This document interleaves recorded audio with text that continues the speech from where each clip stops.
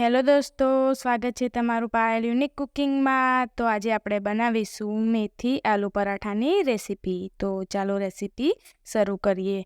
તો આ મેથી આલુ પરાઠા ખાવામાં એકદમ ટેસ્ટી અને એકદમ સોફ્ટ અને એકદમ યમ્મી બની અને તૈયાર થઈ જાય છે. અને આને એકદમ અલગ રીતે આપણે આજે ભરી અને પછી બનાવવાના છે. અને આ પણ ખાવામાં ખૂબ જ ટેસ્ટી લાગે છે અને શિયાળામાં એકદમ સરસ એવી મેથી હોય છે. તો રેસીપી બનાવવા માટે આપણે અહીંયા આ રીતે એક બાઉલ લઈ અને હવે આપણે 2 કપ જેટલો ઘઉંનો લોટ લેવાનો છે. તો જે આપણે રેગ્યુલર રોટલી કરવા માટે ઘઉંનો લોટ લઈએ છીએ તે આપણે અહીંયા 2 કપ ભરી અને લઈ લીધો છે. તો હવે વચ્ચે આ રીતે સેન્ટરમાં ખાડો કરી અને હવે આપણે આમાં 1/4 કપ જેટલી સૂજી લેવાની છે. તો આ રીતે સૂજી નાખવાથી આપણા જે પરાઠા છે તે એકદમ ઉપરથી ક્રિસ્પી તૈયાર થઈ જશે. તો આપણે 1/4 કપ સૂજી લઈ લીધી છે. તો હવે આપણે આમાં સ્વાદ અનુસાર મીઠું એડ કરી દઈશું, એટલે કે અડધી ચમચી જેટલું આપણે આમાં મીઠું એડ કરીશું. અને હવે આપણે આમાં મોણ માટે 2 ચમચી જેટલું તેલ લેવાનું છે. તો આ રીતે અહીંયા 3 ચમચી તેલ છે, તો આમાંથી આપણે 2 ચમચી તેલ જ આમાં એડ કરીશું. તો મોણમાં આપણે 2 ચમચી તેલ એડ કરી દીધું છે. તો હવે આપણે આને એકદમ સરસ એવું મિક્સ કરી લઈશું. તો આ રીતે આપણે બધી વસ્તુને એકદમ પરફેક્ટ આ રીતે મિક્સ કરીને આ રીતે મોણ આપી દેવાનું છે. તો હવે આપણે થોડું પાણી એડ કરતા જઈએ અને આનો એકદમ સોફ્ટ એવો લોટ બાંધી અને તૈયાર કરવાનો છે. આનો લોટ આપણે કઠણ નથી બાંધવાનો, કારણ કે આપણે આમાં સૂજી એડ કરીશું. એટલે સૂજી છે જે પાણીને એબ્ઝોર્બ કરે છે, એટલે આપણો લોટ છે તે થોડો ઠીક થઈ જશે. એટલા માટે આપણે આ રીતે થોડું પાણી એડ કરતા જઈએ અને આનો થોડો સોફ્ટ લોટ બાંધી અને તૈયાર કરી લેવાનો છે. તો આ રીતે આપણે એકદમ સરસ એવું સોફ્ટ લોટ બાંધી અને તૈયાર કરી લેવાનો છે. તો તમે જોઈ શકો છો કે આપણો લોટ એકદમ સરસ બંધાઈ ગયો છે. તો આ રીતે આપણે આને થોડું પહેલાં મસળી લઈશું. તો આ રીતે આપણે લોટને સારી રીતે મસળી લેવાનો છે. તો આપણો લોટ સરસ મસળી અને આ રીતે સરસ બંધાઈ અને રેડી થઈ ગયો છે.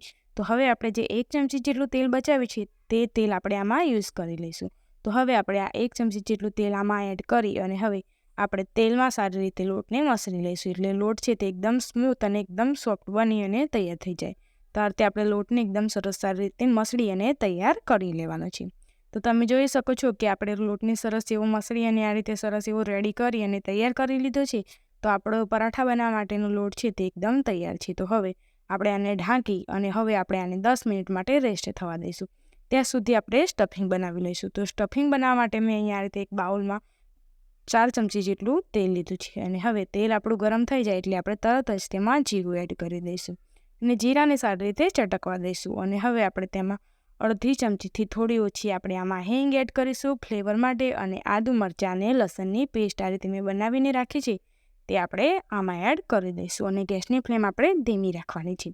તો હવે આપણે આને એકદમ સરસ મિક્સ કરી લઈશું. અને આપણે આદુ મરચાં અને લસણની પેસ્ટ બળી ના જાય એના માટે આપણે આને એકદમ લો ફ્લેમ પર રાખવાનો છે, જેથી કરીને આપણા આદુ મરચાં પણ સારી રીતે કૂક થઈ જાય અને તે બળે પણ નહીં એટલા માટે. તો હવે મેં અહીંયા આ રીતે 2 કપ જેટલી આ રીતે મેથીની ઝીણી સુધારી અને ધોઈ અને મેં તૈયાર કરી અને રાખી દીધી હતી પહેલેથી જ. તો તે 2 કપ જેટલી મેથી આપણે સુધારેલી આમાં એડ કરી દઈશું. તો મેથીને આપણે પાણીથી સારી રીતે ધોઈ લીધેલી છે. તો 2 કપ જેટલી મેથી આપણે આમાં એડ કરી દીધી છે. તો હવે આપણે મેથીને એકદમ સરસ એવી મિક્સ કરી લઈશું. તો શિયાળામાં મેથી ખાવાના ખૂબ જ સારા ફાયદા હોય છે, એટલે આપણે બાળકોને આ રીતે મેથીના આ રીતે આલુ પરાઠા બનાવી અને ખવડાવી શકીએ છીએ. અને આ એકદમ ફટાફટ પણ બની અને તૈયાર થઈ જાય છે. અને મેથી શિયાળામાં ઇઝીલી માર્કેટમાં મળી રહેશે એટલા માટે. તો હવે આપણી મેથી એકદમ સરસ સોફ્ટ થઈ ગઈ છે, તમે જોઈ શકો છો. તો મેં અહીંયા 4 થી 5 મીડિયમ સાઇઝના બટાકાને બાફી અને આ રીતે મેશ કરીને રાખ્યા છે, તે આપણે આમાં એડ કરી દઈએ. તો આ રીતે આપણે અલગ થોડા પરાઠા બનાવીશું તો ખાવાની પણ ખૂબ જ મજા આવશે અને એકદમ સરસ નવી આપણી રેસીપી પણ બની જશે. તો આ રીતે હવે આપણે તેમાં મસાલામાં 1 ચમચી જેટલો ધાણા જીરું પાવડર, સ્વાદ અનુસાર મીઠું અને હવે આપણે તેમાં અડધી ચમચી જેટલો હળદર પાવડર એડ કરીશું અને અડધી ચમચી જેટલું આપણે લાલ મરચું પાવડર એડ કરીશું. તો બધા મસાલા આપણે આમાં એડ કરી દીધા છે. તો હવે આપણે આને એકદમ સરસ એવું મિક્સ કરી દઈશું. તો આ રીતે આપણે સરસ આ રીતે મિક્સ કરી અને એકદમ સરસ આપણે મેથી આલુ પરાઠાની સ્ટફિંગ છે તે બનાવી અને તૈયાર કરી લેવાની છે. તો આ રીતે તમે જોઈ શકો છો કે મેં બધી વસ્તુને એકદમ સરસ એવી મિક્સ કરી લીધી છે અને આપણું એકદમ સરસ સ્ટફિંગ કલરફુલ આપણું સ્ટફિંગ બની અને તૈયાર થઈ ગયું છે. અને જોતાં જ મોઢામાં પાણી આવી જાય તેવું આપણું સ્ટફિંગ બની અને તૈયાર થઈ ગયું છે. તો આ રીતે આપણે આને સરસ એવું મિક્સ કરી દઈશું અને હવે આપણે ગેસની ફ્લેમ બંધ કરી દેવાની છે. તો તમે જોઈ શકો છો કે એકદમ સરસ આપણું સ્ટફિંગ બની અને તૈયાર છે. તો હવે આપણે આને નીચે ઉતારી અને એકદમ સરસ ઠંડુ થવા દઈશું. તો 10 મિનિટ જેવું પણ થઈ ગયું છે અને આપણું સ્ટફિંગ પણ બની અને રેડી થઈ ગયું છે. તો હવે આપણે ચેક કરી લઈએ. તો તમે જોઈ શકો છો કે આપણો લોટ છે તે એકદમ સરસ સેટ થઈ ગયો છે અને એકદમ સરસ રહ્યો છે. તો આ રીતે પહેલાં આપણે લોટને સરસ એવું મસળી લઈશું. તો આપણે એકદમ સરસ સ્મૂથ આપણો લોટ બંધાઈ અને રેડી છે. તો હવે આમાંથી આપણે પરાઠા બનાવવા માટે આ રીતે એક મીડિયમ સાઇઝનું જે રીતે આપણે રોટલી બનાવી છે તેનાથી થોડું મોટું આપણે આ રીતે લુવું લઈ લેવાનું છે. અને હવે આપણે આ રીતે લોટ લઈ અને તેનું એકદમ ગોળ રાઉન્ડ લુવું બનાવી અને આ રીતે હાથ વડે તૈયાર કરી લઈશું. તો હવે આપણે પરાઠું બનાવવા માટે આ રીતે પાટલા ઉપર થોડો કોળો લોટ આ રીતે ભભરાવી અને હવે આપણે તેના ઉપર આ લુવું રાખી અને એકદમ સરસ તેનો ગોળ શેપ આપણે આપી દેવાનો છે. તો આ રીતે જે વધારાનો લોટ હોય છે તેને આપણે કાઢી અને અલગ કરી લઈશું. અને હવે આપણે આને એકદમ સરસ ગોળ રાઉન્ડ શેપ આપી અને આને કોરા લોટથી આપણે આ રીતે સરસ કોટ કરી લઈશું. તો આ રીતે આપણે સરસ લુવું બની અને તૈયાર છે. તો હવે આપણે આને વેલણની મદદથી જે રીતે રોટલી વણીએ તે રીતે પહેલાં આપણે આને આખી રોટલી બનાવી દેવાની છે. તો આ રીતે આપણે આની રોટલી બનાવી અને તૈયાર કરી લઈશું. તો તમે જોઈ શકો છો કે આ રીતે આપણે રોટલી બનાવી અને તૈયાર કરી લીધી છે. તો આપણી રોટલી એકદમ પરફેક્ટ આ રીતે થોડી મોટી બનાવવાની છે. તો હવે આ રીતે રોટલીના એક સાઈડના ભાગને લઈ અને આ રીતે પહેલાં વારી અને થોડો આ રીતે આપણે કાપો કરી લેવાનો છે. તેનાથી શું થશે કે એકદમ સરસ એક લાઈન આવી જશે અને આ રીતે એકદમ પરફેક્ટ એવી રોટલીના 2 ભાગ થઈ જશે. તો આ રીતે આપણે એક લાઈન આ રીતે કરી લેવાની છે. તો હવે આપણે જે રીતે સમોસામાં આપણે સ્ટફિંગ કરીએ છીએ તે રીતે આ રીતે ટ્રાયેંગલ શેપમાં આપણે આમાં સ્ટફિંગ ભરવાની છે. તો આ રીતે ચમચીની મદદથી 1 ચમચી જેટલું આપણે સ્ટફિંગ લઈ અને આ રીતે એક બાજુ આને રાખી અને આ રીતે સમોસાને ત્રિકોણ આકારમાં આપણે આને આ રીતે ફેલાવી દઈશું.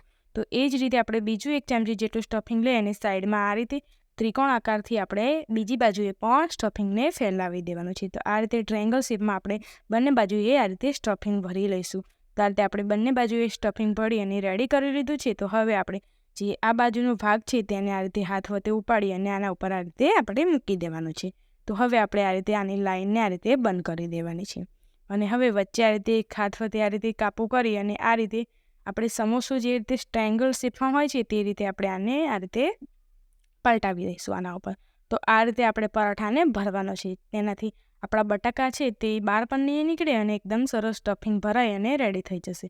તો આ રીતે આપણે આને વચ્ચેથી આ રીતે બંધ કરી દઈશું. તો હવે કોરો લોટ આ રીતે ભભરાવતા જઈ અને આ રીતે હાથ વડે જ આપણા પરાઠાને પહેલાં થોડું મોટું કરી લેવાનું છે. તો બંને બાજુ આપણે પહેલાં થોડો કોરો લોટ ભભરાવી દઈશું જેનાથી આપણું જે પરાઠું છે તે એકદમ આસાનીથી મોટું થઈ અને બની જશે એટલા માટે. તો આ રીતે હાથ વડે પહેલાં આપણે જેટલું પરાઠું બને તેટલું આપણે આ રીતે બનાવી અને તૈયાર કરી લઈશું. અને પછી વેલણની મદદથી આપણે જે કિનારી થોડી જાડી હોય તેને આપણે આ રીતે વણી લેવાની છે. એટલે આપણું એકદમ સરસ બધી બાજુથી પરફેક્ટ એવું પરાઠું વણાય અને તૈયાર થઈ જાય. તો તમે જોઈ શકો છો કે આપણું એકદમ પરફેક્ટ પરાઠું વણી અને તૈયાર થઈ ગયું છે અને એકદમ સરસ બંને બાજુથી સ્ટફિંગ પણ દેખાય છે. તો હવે તેને શેકવા માટે આ રીતે તવી લઈશું અને હવે તે તવી પર આપણે જે પરાઠું બનાવીને રાખ્યું છે તેને આપણે આમાં એડ કરી દઈશું. અને હવે એક બાજુએ આપણે પરાઠું થોડું શેકાય એટલે આપણે આને તવેતાની મદદથી બીજી બાજુએ પલટાવી દઈશું. તો આ રીતે પહેલાં થોડું પરાઠું શેકાય પછી એને પલટાવી અને પછી આપણે આમાં તેલ એડ કરવાનું છે. તો હવે આપણે આમાં 1 ચમચી જેટલું તેલ આ રીતે એડ કરી દઈશું અને આ રીતે ઉપરથી પણ થોડું તેલ આપણે પરાઠા ઉપર લગાવી અને હવે અને એકદમ સારી રીતે લગાવી દઈશું પરાઠા ઉપર. તો આ રીતે આપણે સરસ તેલ લગાવી અને આને આપણે બંને બાજુથી સરસ એવું દબાવતા જઈ અને આપણે આને શેકી લેવાનું છે. તો આ રીતે બંને બાજુથી દબાવતા જઈ અને પરાઠાને શેકીશું તો તે અંદરથી કાચું પણ નહીં રહે અને એકદમ ક્રિસ્પી શેકાઈ અને તૈયાર થઈ જશે. તો આ રીતે બંને બાજુથી થોડું તેલ લગાવતા જઈ અને આ રીતે ચમચાની મદદથી દબાવતા જઈ અને આને આપણે શેકી અને એકદમ ક્રિસ્પી અને કડક થાય ત્યાં સુધી આપણે આને કૂક કરી અને તૈયાર કરી લેવાનું છે. તો તમે જોઈ શકો છો કે એકદમ સરસ આપણું પરાઠું શેકાઈ અને રેડી થઈ ગયું છે અને બંને બાજુથી ગોલ્ડન બ્રાઉન કલર પણ આવી ગયો છે. તો હવે આપણે આને એક પ્લેટમાં લઈ લઈશું. તો આ રીતે આપણે બધા જ પરાઠા બનાવી અને તૈયાર કરી લીધા છે. તો દોસ્તો તૈયાર છે આપણા મેથી આલુ પરાઠા.